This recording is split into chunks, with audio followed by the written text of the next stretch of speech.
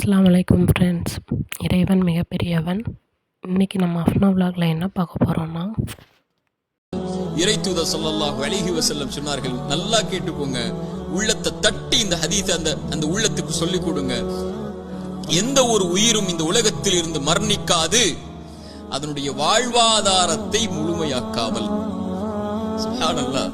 மீண்டும் சொல்கிறேன், எந்த ஒரு உயிரும் இந்த உலகத்தில் இருந்து மரணிக்காது, அதனுடைய வாழ்வாதாரத்தை முழுமையாக்காமல்.